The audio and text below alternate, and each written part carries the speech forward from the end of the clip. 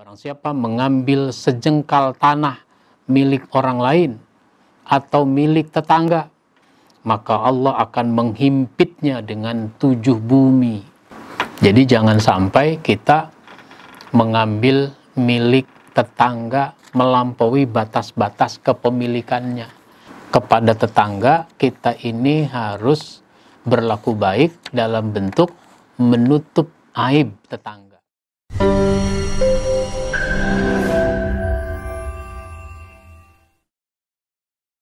Assalamualaikum warahmatullahi wabarakatuh.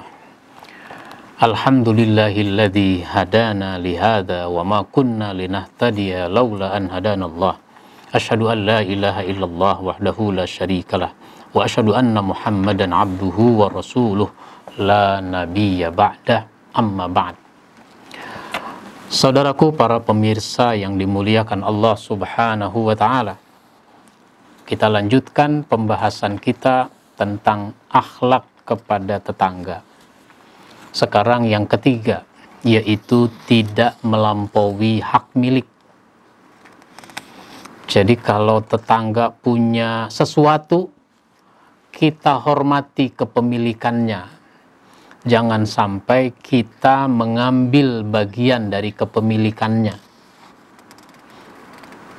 Ya misalnya, tetangga punya sebidang tanah, kita juga punya sebidang tanah. Cuma tanah ini kadang belum dikasih batas. Lalu kita mau bikin batas tanah, tapi batas tanah itu kita lampaui. Tanah tetangga kita ambil, meskipun 10 cm, 20 cm, jangan. Di dalam hadis riwayat Bukhari dan Muslim itu disebutkan, man zalama qadra shibrin minal ardi tuwiqahu ila sab'i ardin. Barang siapa mengambil sejengkal tanah milik orang lain atau milik tetangga, maka Allah akan menghimpitnya dengan 7 bumi. Misalnya begini, karena tadi tanah belum ada batasnya, saya ingin bikin pagar misalnya. Saya ngomong pagi-pagi, Pak, saya alhamdulillah nih ada rezeki, saya pengen bikin pagar. Oh iya bagus, kata tetangga begitu. Tapi perlu ini Pak, diperjelas batas-batas tanahnya. Oh iya silakan. Diukur ulang ya Pak, iya ini diukur ulang. Nah ini kan Pak batasnya. Iya, udah segini bener. Misalnya begitu. Lalu dipatok, patok di sana, patok di sini. Kemudian ditarik tali, gali lubang.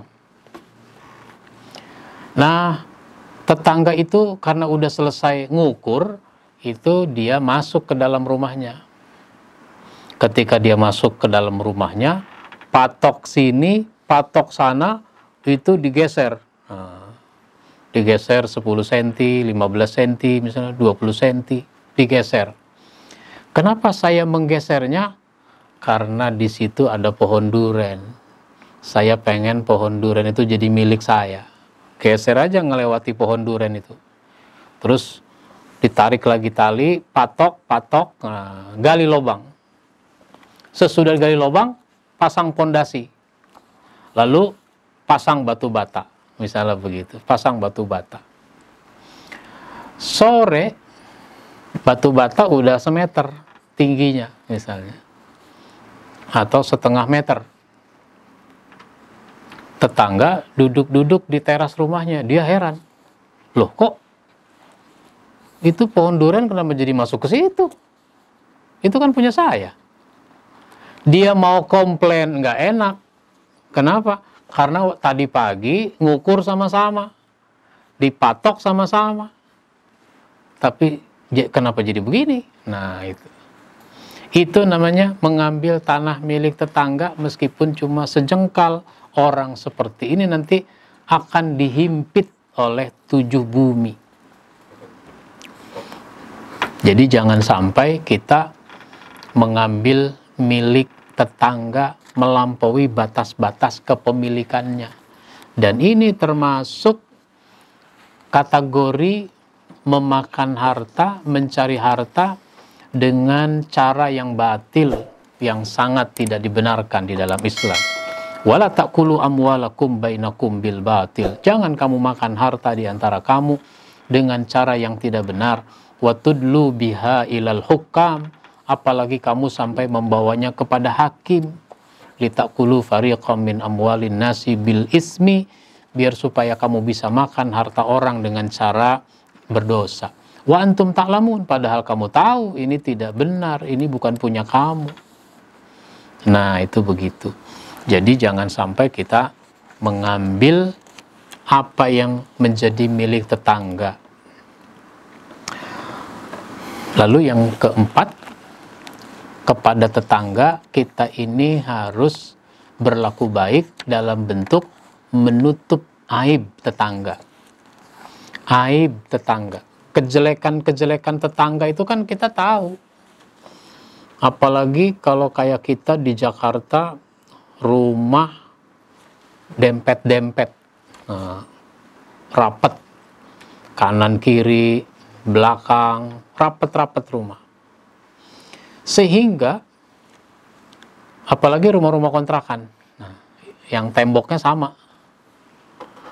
Nah, tembok ini tembok tetangga juga, lalu ada ventilasi di atasnya.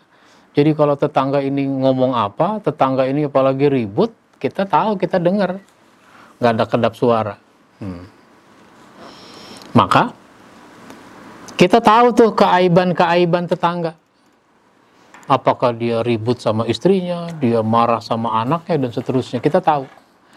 Nah, kejelekan-kejelekan tetangga yang kita ketahui ini jangan suka kita ceritakan kepada orang lain.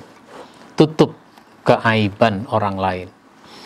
Di dalam hadis Bukhari dan Muslim itu disebutkan, la yasturu abdun abdan fid dunya illa satarahullahu yaumal qiyamah. Siapa hamba yang menutupi aib orang lain di dunia, maka Allah nanti akan menutup aibnya di akhirat. Jadi jangan suka menceritakan kejelekan orang, keaiban orang, meskipun kita sangat mengetahuinya. Nah, kecuali kalau ingin mengungkap satu kasus, ada kasus pembunuhan misalnya, lalu kita diminta sebagai saksi oleh pihak kepolisian untuk menceritakan apa yang kita tahu, itu namanya mau mengungkap suatu perkara, lain soal. Tapi kalau nggak ada hubungannya, jangan. Kita tutup aib orang lain. Nah, yang kelima, yaitu memberi rasa aman dari keburukannya. Jangan sampai tetangga merasa tidak aman kalau ada kita. Yang bagus itu kan kita ini meyakinkan, bisa meyakinkan, dan tetangga yakin bahwa dia aman. Nah, makanya kalau dia mau pulang kampung, dia nitip kunci kepada kita. Nitip kunci itu maksudnya nitip rumah. Dia merasa aman kalau nitip kunci kepada kita. Kalau tidak, wah, itu Nabi bilang apa? Dalam hadis riwayat Bukhari dan Muslim, Nabi mengatakan, wallahi la yu'minu. Ini diulang sampai 3 kali. Wallahi la yu'minu, wallahi la yu'minu. Demi Allah, dia tidak beriman. Seseorang tidak beriman. Itu diulang sampai 3 kali. Sehingga para sahabat bertanya, man huwa ya Rasulullah? Siapa dia itu ya Rasulullah? Yang dikatakan tidak beriman itu. Alladzi la ya'mana jarahu bawa'iqahu, yaitu orang yang tetangganya tidak aman dari keburukannya. Sehingga tetangga merasa harus betul-betul waspada kalau kita pulang. Kalau kita ada di rumah, dia tidak merasa aman. Dia was-was. Nah, jangan sampai begitu. Sebenarnya tuh orang mungkin mau pindah sudah. Tapi mau pindah kemana? Rumah mau dijual nggak laku-laku. Mau pindah ke tempat lain nggak punya alternatif. Akhirnya apa? Dia menahan perasaan tidak aman ketika ada kita ini. Ini jangan sampai terjadi. Kalau ini terjadi, ini bisa menghambat kita untuk masuk surga. La yadkhulul jannata man la ya'mana jarahu bawa'iqahu. Tidak masuk surga orang yang tetangganya tidak merasa aman dari keburukannya.